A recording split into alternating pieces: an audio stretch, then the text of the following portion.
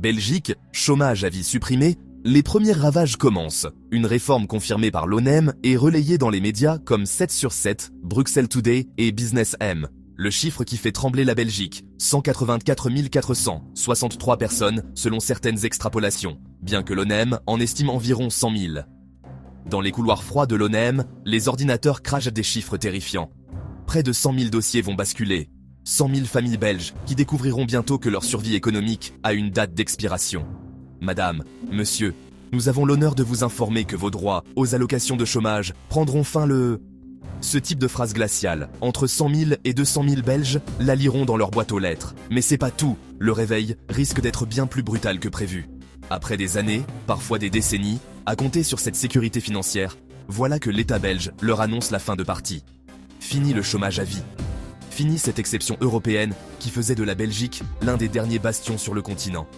Le 1er janvier 2026 marquera le début d'une révolution sociale sans précédent. Connaissez-vous quelqu'un qui risque d'être touché par cette réforme historique ? Car derrière chaque statistique se cache une réalité humaine déchirante. Des mères de famille qui calculent certainement déjà comment elles vont survivre sans leurs 1 200 € mensuels. Des quinquagénaires qui découvrent qu'après 15 ans de chômage, ils n'ont plus droit à rien. Des jeunes diplômés qui réalisent qu'ils n'ont que 12 mois, pas un jour de plus, pour décrocher leur premier emploi. Et ce n'est que le début des bouleversements. Cette transformation historique ne ressemble à aucune autre réforme sociale jamais tentée dans le pays. Pour la première fois depuis la création de l'État-providence belge, des centaines de milliers de personnes vont découvrir que leur droit à la survie économique a une date d'expiration gravée dans le marbre. Mais savez-vous exactement à quelle date cette décision implacable tombera pour vous ou vos proches ? Et surtout, êtes-vous sûr de ne pas être concerné ? Découvrons ensemble le calendrier de cette révolution qui risque de secouer la Belgique jusqu'aux fondations. Sans oublier les différents scénarios possibles qu'une telle réforme pourrait entraîner. Mais avant d'y aller, si vous aimez ce type de contenu, laissez-moi un j'aime ou une hype, et activez la cloche de notification pour ne rien manquer de nos futures productions. On y va. Le compte à rebours fatal a commencé. Savez-vous exactement combien de temps il vous reste ? Le 1er janvier 2026 restera gravé dans l'histoire sociale belge comme le jour J. Pour la première fois depuis la création du système social belge, des dizaines de milliers de personnes vont perdre leurs droits aux allocations de chômage, non pas par choix, mais par obligation légale implacable. Cette réforme suit un calendrier d'une précision chirurgicale, conçu pour étaler le choc social. Janvier, mars et avril 2026, selon le calendrier officiel du ministre Clarinval, première vague. Le 1er janvier 2026, 25 404 personnes au chômage depuis plus de 20 ans. Ces Belges, souvent âgés de plus de 45 ans, avaient construit leur vie entière autour d'un système qui leur garantissait une sécurité permanente. Deuxième vague, le 1er mars 2026. Les chômeurs ayant perçu des allocations entre 8 et 20 ans verront leurs droits s'éteindre définitivement. Plus de sécurité, plus de filet de protection. Troisième vague, le 1er avril 2026, au chômage depuis 2 à 8 ans. Votre survie économique prend fin le 1er avril 2026. Au total, ce sont près de 100 000 personnes qui verront leur allocation s'éteindre en seulement 3 mois. Mais la vraie question est, que va-t-il se passer après ? Cette approche échelonnée vise officiellement à éviter un choc social brutal, mais les premiers signaux d'alarme se multiplient déjà partout dans le royaume. Les chiffres officiels manquent encore, mais plusieurs associations alertent déjà sur un afflux inédit de demandes d'aide sociale. L'angoisse est palpable. La CSC Bruxelles a évoqué une vague d'inquiétude lors de sa session du 15 mai 2025, avec plus de 400 participants exprimant leur détresse face à la réforme. Que va-t-il réellement se passer ? La réforme n'ignore pas totalement les réalités du marché du travail belge. Si vous avez 55 ans ou plus et une carrière de 30 ans en 2025, vous pourrez bénéficier des allocations au-delà de 2 ans. Cette protection vise spécifiquement les travailleurs seniors, souvent victimes de discrimination à l'embauche malgré leur expérience. Les exceptions incluent également les artistes sous contrat, ainsi que les demandeurs d'emploi inscrits dans une formation professionnelle reconnue, comme l'indique le syndicat CGSLB. Mais attention, cette exception ne concerne qu'une minorité des personnes affectées. Pour la grande majorité, l'équation devient d'une simplicité terrifiante, retrouver un emploi dans les délais impartis ou basculer vers l'aide sociale. Point final. La nouvelle donne pour les jeunes, 12 mois chrono. Êtes-vous parent d'un jeune diplômé ? Cette information va vous glacer le sang. La transformation frappe également la jeunesse belge de plein fouet. Les allocations d'insertion payées aux jeunes sortant des études et ayant moins de 25 ans sont désormais limitées à 12 mois. Pas 13, pas 11, exactement 12 mois pour trouver un emploi ou sombrer, dans un marché du travail où les employeurs exigent souvent une expérience préalable même pour les postes d'entrée. Cette pression temporelle transforme l'insertion professionnelle en parcours du combattant chronométré. Mais ce n'est pas tout. Le gouvernement avait une autre surprise dans sa manche. La philosophie du donnant-donnant. L'État cherche à atténuer le choc initial. Selon certains élus, une revalorisation temporaire pourrait être envisagée. Mais à ce jour, rien n'est officiellement confirmé ni détaillé. L'idée avancée, offrir un montant plus généreux durant les 6 premiers mois, pour inciter à une recherche d'emploi plus intense au début de la période de chômage. Cette stratégie de la carotte et du bâton vise à créer une incitation financière forte à la recherche d'emploi dès le début de la période de chômage, quand les chances de réinsertion sont statistiquement meilleures. Mais savez-vous quel est le prix politique de cette réforme radicale? Le coût politique d'une réforme? Populaire. Voici le paradoxe qui va peut-être vous surprendre. Malgré sa radicalité, cette réforme bénéficie d'un soutien populaire massif. Une large majorité de la population belge approuve la limitation à 2 ans des allocations de chômage, donnant satisfaction au Premier ministre Bart de Wever et à son ministre de l'Emploi, David Clarinval. Pourquoi un tel soutien pour une mesure si drastique? Cette adhésion populaire s'explique par plusieurs facteurs qui se renforcent. La lassitude des contribuables face à un système perçu comme exceptionnellement généreux. L'influence des modèles européens voisins qui ont déjà opéré cette transition. Et la promesse d'une activation plus efficace du marché du travail. Nous étions pratiquement l'un des derniers pays en Europe à maintenir un système de chômage illimité, rappelez les défenseurs de la réforme. Mais attendez de voir l'effet domino que cela va créer. L'effet domino sur les services sociaux, les CPAS en première ligne. La fin programmée du chômage illimité ne signifie pas l'abandon total de la protection sociale. Les personnes qui perdront leurs allocations pourront se tourner vers les centres publics d'action sociale, les CPS, mais dans des conditions profondément différentes. Pour amortir le choc, le gouvernement prévoit 400 millions d'euros pour renforcer les CPS, d'après Business AM. Mais, le revenu d'intégration sociale, versé par les CPS, s'avère généralement inférieur aux allocations de chômage et s'accompagne de contraintes plus lourdes. Enquête sociale approfondie, contrôle régulier, obligation de disponibilité pour des programmes d'activation sociale et professionnelle. Cette transition représente une double transformation, financière et administrative. Anticipant cet effet de transfert massif, le gouvernement a prévu un budget supplémentaire pour les CPAS. Mais sur le terrain, les travailleurs sociaux s'interrogent déjà sur leur capacité opérationnelle à absorber cet afflux sans précédent de nouveaux bénéficiaires. Selon Brulocalis, tous les CPAS bruxellois seront touchés. Leur nombre total de bénéficiaires pourrait passer de 46 707 à 74 416, soit une augmentation de 59%. L'économie de la transformation. Cette mutation du paysage social belge génère des enjeux budgétaires considérables. L'adaptation apportée coûtera au fédéral quelques 300 millions d'euros, sur les 2 milliards que devait rapporter la réforme du chômage en 2026. Ces chiffres illustrent l'ampleur des équilibres financiers en jeu. Au-delà des économies budgétaires escomptées, c'est tout un écosystème économique informel qui risque d'être bouleversé. Le chômage de longue durée avait créé ses propres circuits de survie économique et sociale. La disparition de cette sécurité relative va contraindre de nombreuses personnes à repenser entièrement leur stratégie de subsistance. Le paradoxe de la pénurie de main-d'œuvre. La Belgique fait face à une situation apparemment contradictoire. Des centaines de milliers de chômeurs coexistent avec des pénuries chroniques de main-d'œuvre dans certains secteurs. L'ORECA, le nettoyage, la construction, les soins aux personnes âgées peinent structurellement à recruter, tandis que des dizaines de milliers de personnes perçoivent des allocations de chômage depuis des années. Cette coexistence révèle les limites d'une approche purement quantitative du marché du travail.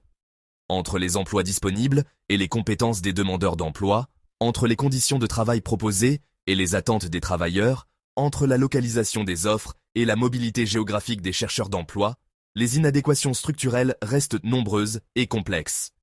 La réforme du chômage parie sur le fait qu'une pression temporelle accrue forcera ces ajustements nécessaires. Mais de nombreux experts du marché du travail s'interrogent. Cette pression suffira-t-elle à résoudre des inadéquations qui résistent depuis des décennies ? La formation, dernier espoir ou faux semblant? Face à l'échéance qui se rapproche, beaucoup de chômeurs de longue durée se tournent massivement vers la formation professionnelle. Les exceptions à la limitation temporelle incluent notamment les demandeurs d'emploi suivant une formation professionnelle, créant une bouée de sauvetage administrative. Cette exception risque de créer un effet d'aubaine massif, des inscriptions en formation motivée, non par un projet professionnel cohérent, mais par la nécessité urgente de maintenir ses droits sociaux. Les organismes de formation publics et privés anticipent déjà un afflux sans précédent de demandes, pas toujours alignés sur les besoins réels du marché du travail. Les conséquences psychologiques et sociales. L'angoisse du déclassement. Pour des milliers de Belges, la perspective de perdre leurs allocations de chômage représente bien plus qu'une difficulté financière temporaire. C'est leur statut social dans son ensemble qui se trouve remis en question. Passer du statut administratif de chômeur à celui de bénéficiaire du CPAS constitue, dans l'imaginaire collectif belge, une forme de déchéance sociale symbolique. Cette angoisse du déclassement touche particulièrement les chômeurs de longue durée qui avaient construit une identité et des projets de vie autour de la stabilité financière que leur procurait l'ancien système.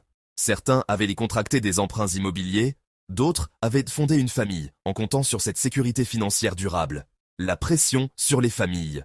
L'impact de la réforme dépasse largement les seules personnes directement concernées par la perte d'allocation. Les conjoints, les enfants, les parents âgés qui comptaient sur ce revenu stable vont également subir les conséquences de ce changement radical.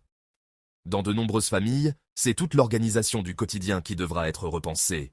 Le conjoint au chômage qui s'occupait des enfants ou des parents âgés devra peut-être accepter n'importe quel emploi disponible, même incompatible avec ses responsabilités familiales. Ces réorganisations forcées génèrent des tensions familiales et peuvent engendrer des coûts sociaux indirects importants.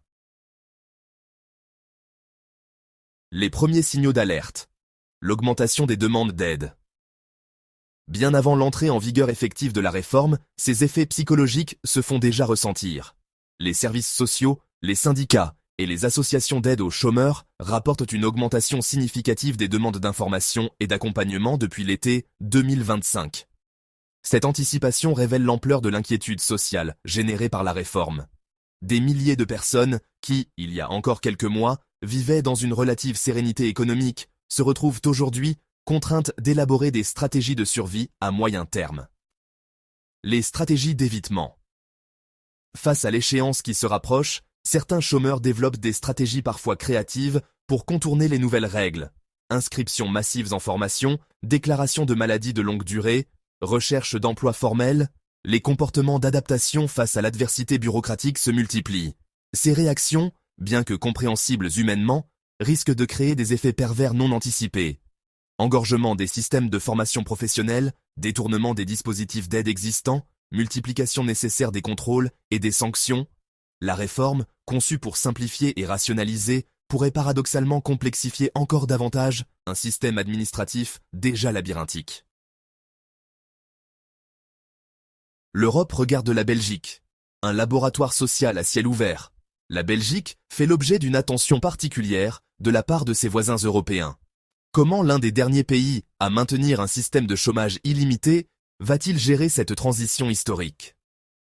Les résultats de l'expérience belge serviront probablement de référence pour d'autres pays qui envisageraient des réformes similaires à l'avenir. Cette observation internationale ajoute une dimension politique particulière à la réforme. L'échec de la transition belge serait perçu comme la démonstration que certaines réformes sociales majeures sont impossibles à mettre en œuvre démocratiquement. Son succès, au contraire, pourrait inspirer d'autres transformations du modèle social européen traditionnel. Les enseignements des expériences voisines sont aussi à considérer. La France, l'Allemagne, les Pays-Bas ont déjà expérimenté diverses réformes de limitation du chômage au cours des 2 dernières décennies. Leurs expériences offrent des enseignements contrastés, baisse effective du chômage de longue durée dans certains cas, précarisation accrue et développement du travail précaire dans d'autres situations. La spécificité belge réside dans la radicalité de la rupture opérée. Passer d'un système illimité à une limitation stricte à 2 ans représente un choc systémique bien plus important que les ajustements progressifs opérés ailleurs en Europe. Cette radicalité pourrait produire des effets plus spectaculaires et plus mesurables, dans un sens comme dans l'autre. L'avenir incertain d'une révolution sociale. Les scénarios possibles. Alors, 3 scénarios principaux se dessinent pour l'après-mars 2026.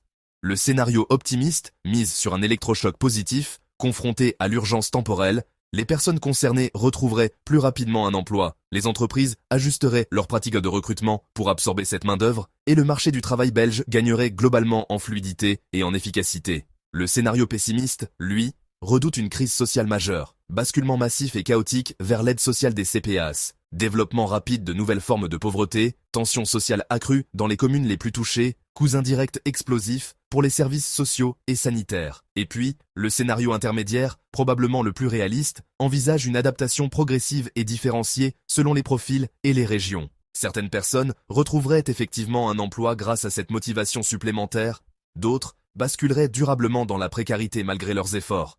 Et le système social belge évoluerait progressivement vers un modèle plus proche de celui de ses voisins européens. Les défis de l'accompagnement.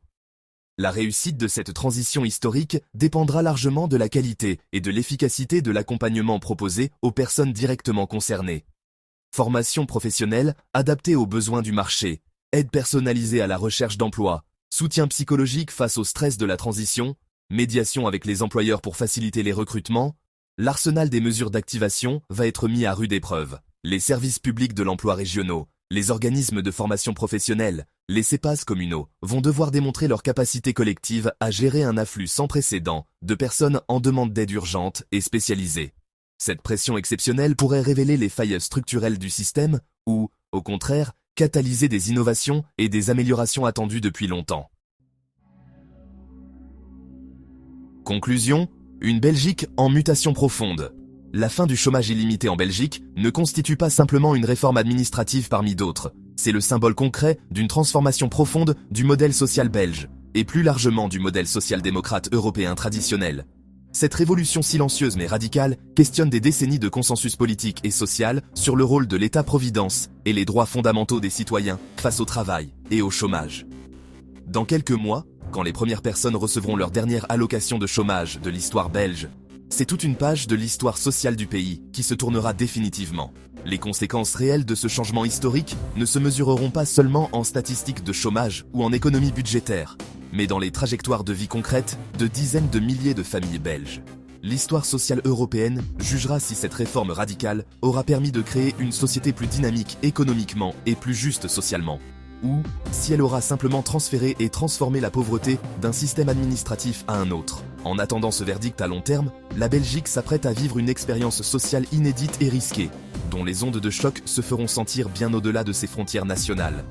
La révolution du chômage belge ne fait que commencer son œuvre de transformation.